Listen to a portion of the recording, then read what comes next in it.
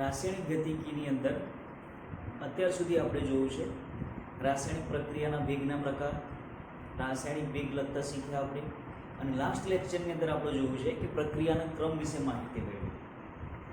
તો ફરી એક વખત સમજી લેજો કે રાસાયણિક પ્રક્રિયાની અંદર પ્રક્રિયાનો જે વેગ ખરો એ વેગ સાંદ્રતા ઉપર તો આધાર રાખશે જ, પરંતુ તેની ઉપર રહેલી ઘાતાંક ઉપર પણ આધાર રાખશે.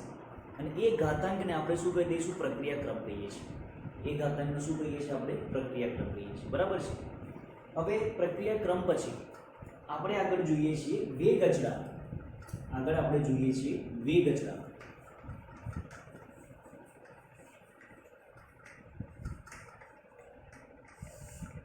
વેગ અચળાંકને આપણે કહીએ છીએ રેટ કોન્સ્ટન્ટ. Rate constant. ધારો કે કોઈ એક પ્રક્રિયા છે, એમાંથી શું બને છે? બી બને છે. એમાંથી શું બને છે? બી બને છે. તો આના માટે મારે વેગ લખવો છે. તો વેગ બરાબર કે into concentration of A raise to n is equal to minus D A upon DT પણ થાય. વેગ બરાબર આપણે લખી શકીએ આપણે. તો વિકલનીય વેગ સમીકરણ લખો કે માઇનસ dA upon dt. વિકલનીય વેગ સમીકરણ minus dA upon dt is equal to k into concentration of a raised to n. કે જ્યાં dA upon dt એ સમયની સાપેક્ષમાં એની સાંદ્રતામાં થતો ઘટાડો છે, કે એ વેગ અચળાંક છે. કે શું છે? વેગ અચળાંક. અને આ જે n છે એ n શું છે? પ્રક્રિયાક્રમ.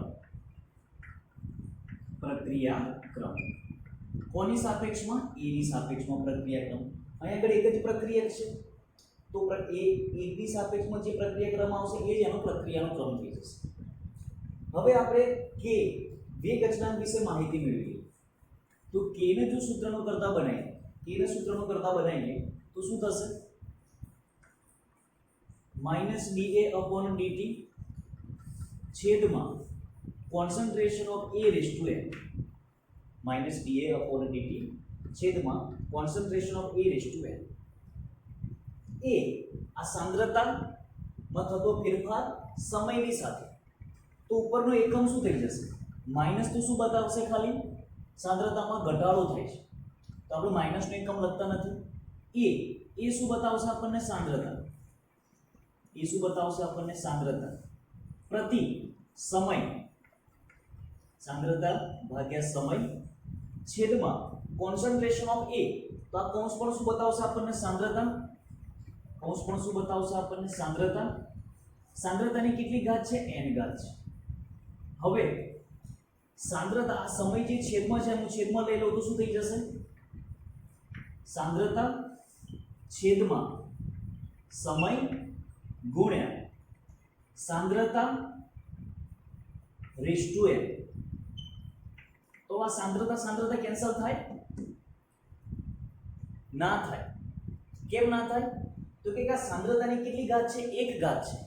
જ્યારે આગળ સાંદ્રતાની કેટલી ઘાત છે? n ઘાત છે. તો હવે મારે સરખું કરવું હોય તો શું કરશે? જે છેદ છે એને અંશમાં લઈ જાઉં તો શું થઈ જાય? સાંદ્રતા રેઝ ટુ 1 માઇનસ n છેદમાં શું થઈ ગયું? સમય. તો હું આ કઈ રીતે લખી શકું? સાંદ્રતા ઇન્ટુ સમય ઇન્વર્સ. સાંદ્રતા ઇન્ટુ સમય ઇન્વર્સ. હવે આ સાંદ્રતાને શેના વડે દર્શાવીએ છીએ આપણે? સાંદ્રતાને મોલ પ્રતિ લિટર વડે દર્શાવીએ છીએ. તો અહીંયા આગળ એકમ લખું, કે નો એકમ. સાંદ્રતા બરાબર મોલ પ્રતિ લિટર રેઝ ટુ સાંદ્રતાની કેટલી ઘાત આવશે? અહીંયા આગળ 1 માઇનસ n. સાંદ્રતાની કેટલી ઘાત છે? 1 માઇનસ n ઇન્ટુ સમય ઇન્વર્સ. ઇન્ટુ સમય ઇન્વર્સ. આ એકમ જે થઈ ગયો, આ એકમ કોનો થઈ ગયો? વેગ અચળાંક k નો એકમ કહેવાશે. હવે k નો એકમ કોના ઉપર આધાર રાખશે? દરેકમાં સાંદ્રતા તો આવવાનું છે, મોલ પ્રતિ લિટર તો છે, સમય પણ આવવાનો, એક તો કોન્સ્ટન્ટ જ રહેવાના છે. તો જે k નો એકમ ખરો એ કોના ઉપર આધાર રાખશે? n ઉપર આધાર રાખશે. તો કે k નો એકમ બદલાય ક્યારે બદલાય જો n નું મૂલ્ય બદલાય એટલે કે પ્રક્રિયાનો ક્રમ બદલાતા વેગ અચળાંક k નું મૂલ્ય પણ શું થઈ જશે બદલાઈ જશે સમય ઇન્વર્સ એટલે કે વેગ અચળાંક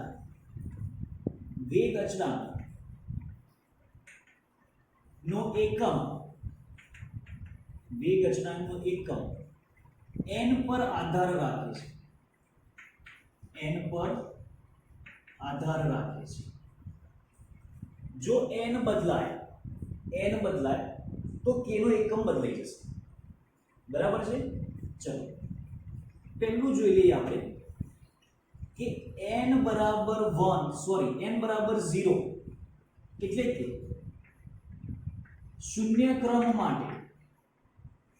શૂન્ય ક્રમ માટે વેગ અચળાંક k નું મૂલ્ય તારવી આપો તો k બરાબર શું થઈ જશે મોલ પ્રતિ litre raise to 1 - n into સમય ઇન્વર્સ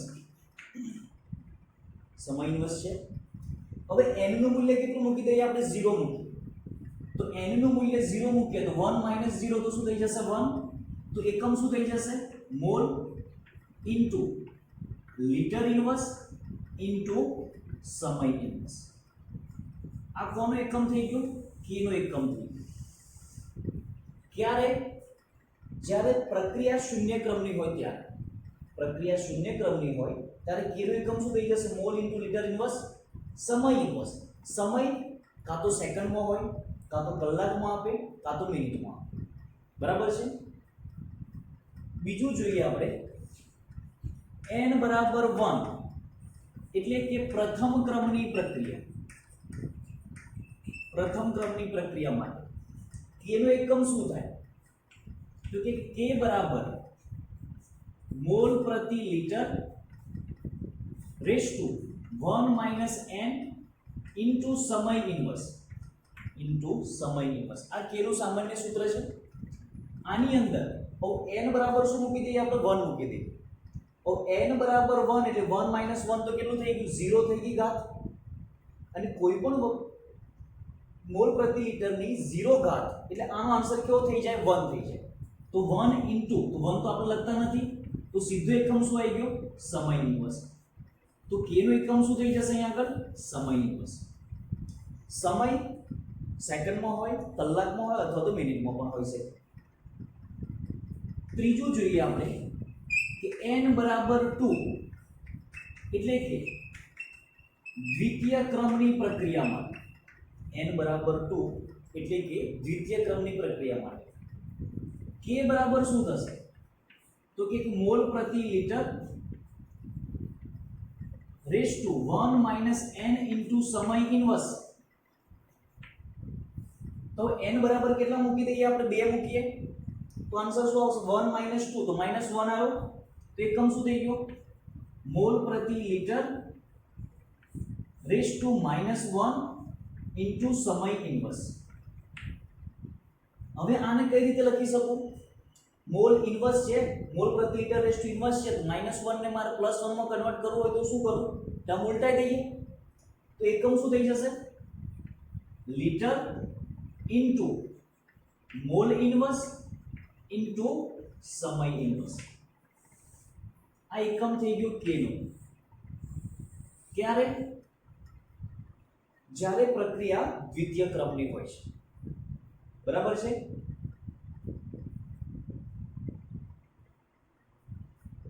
જે તૃતીય ક્રમની છે પ્રક્રિયા કયા ક્રમની છે તૃતીય ક્રમની તો k બરાબર શું થઈ જશે હવે મોલ પ્રતિ લિટર રેસ ટુ 1 - n ની જગ્યાએ કેટલું મૂકી દઈએ આપણે 3 મૂકી દઈએ ઇન્ટુ સમય ઇન્વર્સ તો શું એકમ થઈ જશે મોલ પ્રતિ લિટર રેસ ટુ 1 - 3 તો શું થઈ જાય -2 ઇન્ટુ સમય ઇન્વર્સ તો હવે શું લખાશે મારે ઉલટાઈ દઉં તો શું લખાશે litre square into mall raise to -2 into સમય ઇન્વર્સ સમય હંમેશા -1 માં જ રહેશે, સમય હંમેશા -1 માં જ રહેશે। હવે આગળ જેમ જેમ જતા જઈએ આપણે એમાં આગળ લખતા જઈએ, જો ચોથા ક્રમની પ્રક્રિયા છે તો litre cube mall raise to -3, પાંચમા ક્રમની પ્રક્રિયા તો લિટર 4 મોલ રેસ ટુ -4, તો એક એક ક્રમ કરતા એક ઓછું થતું જાય છે, સમય ઇન્વર્સ હંમેશા એમનો એમ જ રહેશે, બરાબર છે। ચલો આ બાજુ ધ્યાન રાખજો। હવે આપણે એક નવો પોઈન્ટ ચાલુ કરવા જઈ રહ્યા છીએ કે પ્રક્રિયાની આણ્વિયકતા, પ્રક્રિયાની આણ્વિયકતા। હવે એક સીધો મતલબ સમજજો આનો, પ્રક્રિયાની આણ્વિયકતાનો મતલબ શું થાય? તો કે પ્રક્રિયા થવા માટે જે પણ અણુઓ એકબીજા સાથે જોડાય છે, પ્રક્રિયા થવા માટે જે પણ અણુઓ એકબીજા સાથે જોડાય તે અણુઓની સંખ્યાને શું કહીએ છીએ આપણે? પ્રક્રિયાની આણ્વિયકતા કહીએ છીએ, બરાબર છે। તો આની વ્યાખ્યા શું લખાશે કે પ્રાથમિક પ્રક્રિયામાં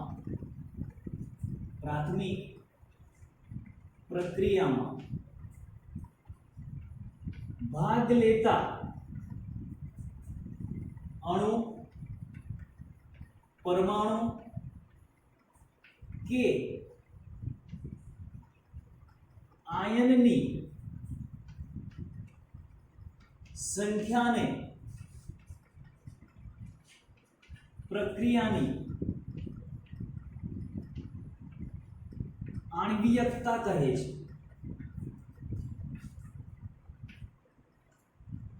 પ્રાથમિક પ્રક્રિયામાં ભાગ લેતા અણુ, પરમાણુ કે આયનની સંખ્યાની પ્રક્રિયાની આણ્વિયકતા કહે છે, એટલે કે બધા એકબીજા સાથે અંદરો અંદર અથડાય એને શું કહી દઈશું આપણે? પ્રક્રિયાની આણ્વિયકતા કહીએ છીએ। ઉદાહરણ તરીકે જોઈએ આપણે તો કે અમોનિયમ નાઇટ્રાઇટ NH4NO2, અમોનિયમ નાઇટ્રાઇટ નું જ્યારે વિઘટન કરવામાં આવશે ત્યારે શું આપશે આપણને? N2 વાયુ પ્લસ H2O આપશે। પ્રક્રિયા બેલેન્સ કેમ કે આપણે હાઇડ્રોજન 4 છે તો એનો 2 મૂકી દઉં, N2 છે તો 2 નાઇટ્રોજન થઈ ગયા, 2 ઓક્સિજન થઈ ગયા। તો જ્યારે અમોનિયમ નાઇટ્રાઇટ નું વિઘટન, એમોનિયમ નાઇટ્રાઇટ NO2 છે ને, તો નાઇટ્રાઇટ નું વિઘટન જ્યારે થાય છે ત્યારે N2 + 2H2O બને છે। તો આ પ્રક્રિયાની આણ્વિયકતા કઈ કહેવાશે? એક આણ્વિયકતા કહેવાય। શું કહીશું આપણે આને? એક આણ્વિયકતા। કેમ એક આણ્વિયકતા કહીશું? તો કે પ્રક્રિયક કેટલા છે? એક જ છે। પ્રક્રિયકની આગળ તત્વયુગ્મિતિ ગુણાંક કેટલો છે? એક જ છે, મતલબ આની આણ્વિયકતા કેટલી કહી દઈશું આપણે? એક આણ્વિયકતા કહી દઈશું। એક બીજું ઉદાહરણ જોઈએ કે 2HI gives H2 + I2, 2HI gives H2 + I2, તો આની અંદર HI ના કેટલા અણુઓ ભાગ ભજવશે? 2 ભાગ ભજવે છે, તો આને શું કહી દઈશું આપણે? દ્વિઆણ્વિયકતા। શું કહી દઈશું આને? દ્વિઆણ્વિયકતા, બરાબર છે। ત્રીજું ઉદાહરણ જોઈએ આપણે કે આની અંદર NO2 ના કેટલા અણુ છે? 2 અને O2 ના કેટલા અણુ છે? 1, તો આની આણ્વિયકતા કેટલી થાય? તો કે આની આણ્વિયકતા કેટલી થશે? 3 થશે। આની આણ્વિયકતા કેટલી થશે? 3, બરાબર છે। નેક્સ્ટ સમીકરણ જોઈએ આપણે કે KClO3 6FeSO4 અને 3H2SO4 એકબીજા સાથે રાસાયણિક પ્રક્રિયા કરીને KCl Fe2SO4 થ્રાઇસ અને H2O નિપજ આપે છે, તો આની આણ્વિયકતા કેટલી થાય? આણ્વિયકતા કેટલી થશે? તો કે 6 અણુ FeSO4 ના, 3 H2SO4 ના અને 1, તો ટોટલ કેટલા થઈ જશે? 10, તો આની આણ્વિયકતા કેટલી થઈ ગઈ? 10। હવે સમજજો કે FeSO4 ના 6 અણુ, H2SO4 ના 3 અણુ અને KClO3 નો 1 અણુ બધા જ એકબીજા સાથે રાસાયણિક પ્રક્રિયા કરશે, પરંતુ શું બધા એક સાથે પ્રક્રિયા કરી નાખે? ના, બધા પ્રક્રિયા તો કરશે પરંતુ પ્રક્રિયાનો દર કેવો થઈ જશે? ઓછો થઈ જશે। બીજું કે આ પ્રક્રિયાની અંદર તમને ખબર પડે નહીં પડે કે FeSO4 6 વપરાય પણ એમાંથી 6 માંથી પહેલા કોણ વપરાય, 3 વપરાય, 2 વપરાય, 1 વપરાય, એ ખ્યાલ નહીં આવે। તો આ આવી જે પ્રક્રિયાઓ ખરી કે જેમનો કે જેમની આણ્વિયકતા 3 કે તેથી વધુ હોય છે તેવી પ્રક્રિયાઓ જટિલ હોય છે. જટિલ હોય છે એટલે કે એમને સમજવી થોડીક મુશ્કેલ પડી જાય છે. હવે જ્યારે આ જ પ્રક્રિયાની અંદર આપણે પ્રક્રિયા ક્રમ દાખલ કરીએ તો આપણે એવું વિચાર લઈએ કે NO2 ની સાપેક્ષમાં દ્વિતીય ક્રમની અને O2 ની સાપેક્ષમાં પ્રથમ ક્રમની, તો પ્રક્રિયાનો કુલ ક્રમ કયો થઈ જાય? ત્રીજો ક્રમ થઈ જાય. એ જ રીતે અહીંયા આગળ વિચારીએ તો અહીંયા આગળ આણ્વિયકતા બરાબર જો પ્રક્રિયા ક્રમ લઈએ તો અહીંયા પ્રક્રિયાનો ક્રમ કયો થઈ જશે? 10મો ક્રમ થઈ જાય. પરંતુ આવું શક્ય નથી. એટલે કે પ્રક્રિયા ક્રમ જટિલ પ્રક્રિયા માટે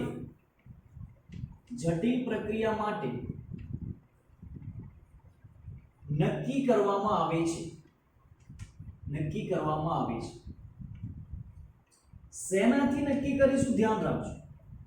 આવી જે પ્રક્રિયાઓ ખરી કે જેની આણ્વિયકતા 3 કે તેથી વધુ હોય, એવી પ્રક્રિયાઓ એક કરતા વધુ તબક્કામાં થાય છે.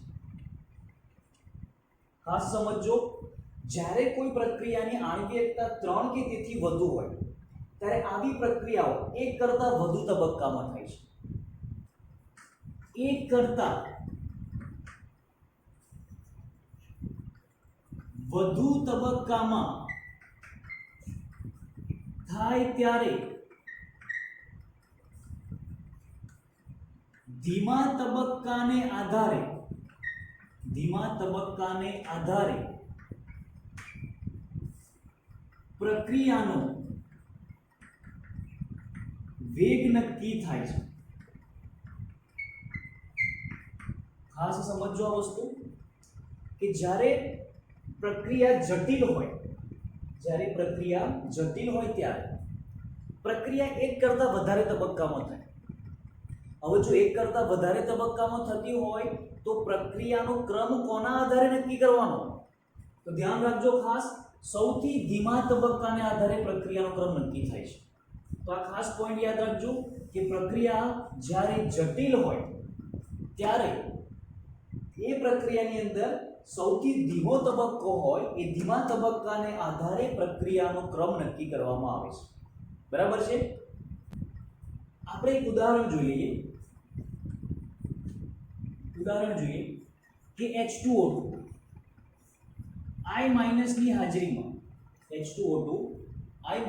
હાજરીમાં 2H2O પ્લસ O2 આપે છે. 2H2O પ્લસ O2 આપે. સમીકરણ મેં બેલેન્સ કરી દીધું. બેઝિક માધ્યમની અંદર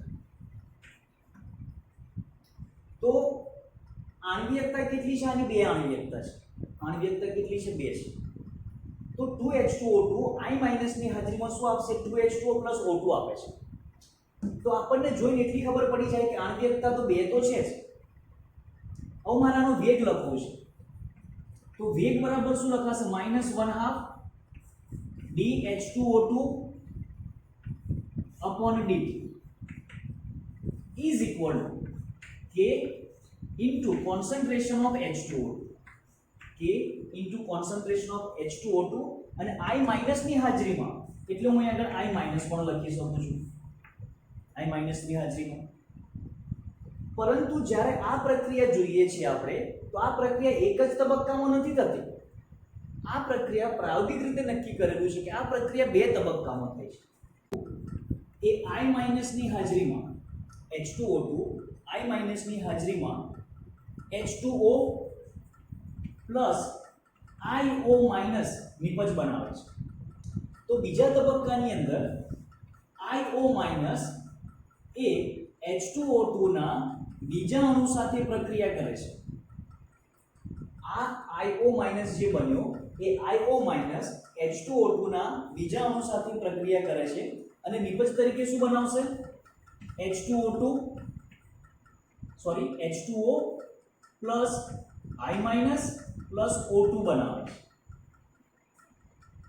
પ્રાયોગિક રીતે નક્કી થયેલું છે કે પ્રક્રિયા H2O2 અને I માઈનસ ના સંદર્ભમાં પ્રથમ ક્રમની છે. એટલે કે કુલ ક્રમ 1 + 1 એટલે કે દ્વિતીય ક્રમની પ્રક્રિયા છે. પ્રક્રિયાનો કુલ ક્રમ કયો થશે? દ્વિતીય ક્રમની પ્રક્રિયા. પરંતુ આ જે ક્રમ ખરો એ આ તત્વયુગ્મિતિ ગુણાંકને આધારે નક્કી નથી કરેલો. આની અંદર આ બે તબક્કા છે, એ બે તબક્કાની અંદર આ તબક્કો કેવો છે? ધીમો તબક્કો છે. તો આ પહેલો તબક્કો ધીમો તબક્કો છે, એના આધારે એ પણ પ્રાયોગિક રીતે નક્કી થયેલું છે. તો ધીમા તબક્કાને આધારે એનો પ્રક્રિયાનો ક્રમ નક્કી કરવામાં આવશે. H2O2 અને I માઈનસ બંનેના સંદર્ભમાં કયા ક્રમની પ્રક્રિયા છે? પ્રથમ ક્રમની. તો આને આપણે ગણતા નથી. આ જે IO માઈનસ જે છે એને શું કહી દઈશું આપણે? મધ્યવર્તી સંયોજન. શું કહીએ છીએ આપણે એને? મધ્યવર્તી સંયોજન, કે જે જેવો બનશે એવો જ ફરી H2O સાથે પ્રક્રિયા કરી અને નિપજમાં રૂપાંતર પામી દેશે. બરાબર છે? આગળ જોઈએ છે આપણે પ્રક્રિયા ક્રમ અને આણ્વિકતા વચ્ચેનો જે સંબંધ છે એ સંબંધ જોઈએ છે આપણે. તો ખાસ કરીને લખો કે પ્રક્રિયાનો ક્રમ એ પ્રાયોગિક મૂલ્ય છે. પ્રક્રિયાનો ક્રમ એ પ્રાયોગિક મૂલ્ય છે જે 0, ધન અથવા અપૂર્ણાંક હોઈ શકે.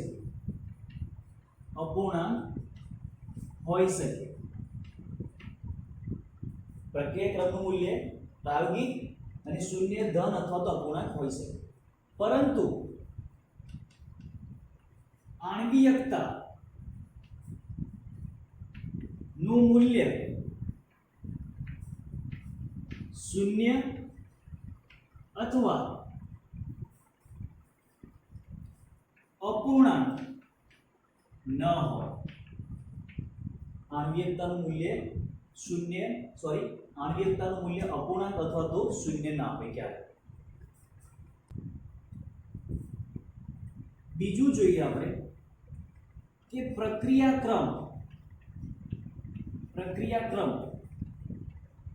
જટિલ તેમજ પ્રાથમિક પ્રક્રિયા ક્રમ જટિલ તેમજ પ્રાથમિક પ્રક્રિયાને લાગુ પાડી શકાય. જ્યારે આણ્વિકતા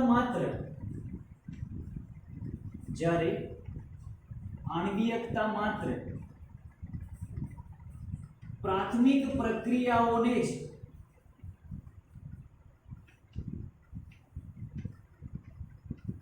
લાગુ પાડી શકાય. હવે આ કઈ રીતે? તો કે પ્રક્રિયા ક્રમ જટિલ તેમજ પ્રાથમિક.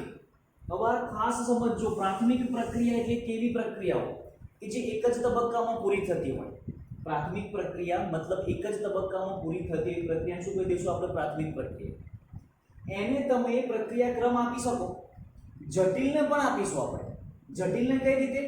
તો કે જટિલની અંદર બહુ બધા તબક્કા હોય, એ બધા તબક્કામાંથી સૌથી ધીમો તબક્કો હોય એના અનુસંધાનમાં પ્રક્રિયા ક્રમ આપવામાં આવશે. જ્યારે આણ્વિકતા માત્ર પ્રાથમિક પ્રક્રિયાને જ લાગુ પાડી શકાશે. કોને લાગુ પાડી શકીશું આપણે? પ્રાથમિક પ્રક્રિયાઓને જ લાગુ પાડી શકાય. કેમ એવું? તો કે જો જટિલ પ્રક્રિયા હશે તો એક સાથે કેટલા અણુઓ જોડાય છે એની માહિતી આપણને નહીં પડે. એટલા માટે આપણે જટિલ પ્રક્રિયાઓ માટે આણ્વિકતા નક્કી કરી શકતા નથી.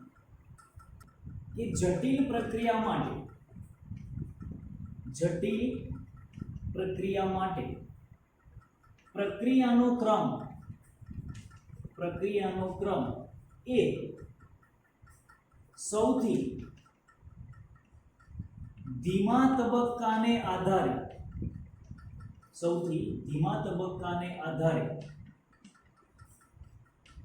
નક્કી કરી શકાય